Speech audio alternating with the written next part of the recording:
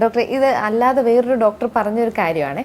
അതായത് ഈ 6 വീക്സ് വരെ നമ്മുടെ കുഞ്ഞ് എന്ന് പറയുന്നത് പെൺകുട്ടികളായിരിക്കും എന്നുള്ളതാണ്. അങ്ങനെയാണോ? അതിനുശേഷം മാത്രമേ അത് ആൺകുട്ടികളിലേക്ക് അല്ല പരിവർത്തനം വരുള്ളൂ? അല്ലല്ല, അങ്ങനെയല്ല.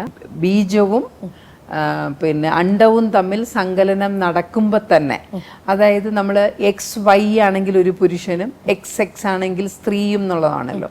അപ്പോൾ നമുക്ക് ഈ പിന്നെ അണ്ടത്തിന് X ആണുള്ളതെങ്കിൽ പുരുഷന്റെ ബീജം Y ആണ് കിട്ടുന്നതെങ്കിൽ അത് പുരുഷ ബീജം തന്നെയായിരിക്കും. ആ സങ്കലനത്തിന്റെ സമയത്ത് തന്നെ അത് തീരുമാനമാവും സ്ത്രീയാണോ പുരുഷനാണോ എന്നുള്ളത്. പിന്നെ അതിനകത്ത് കുറെ സയന്റിഫിക് ഫാക്ടേഴ്സ് ഉണ്ട്. അത് മെയിലിനെ പ്രൊമോട്ട് ചെയ്യുന്നതാണ്. പക്ഷെ അത് ആ സമയത്ത് തന്നെ തീരുമാനമാവും.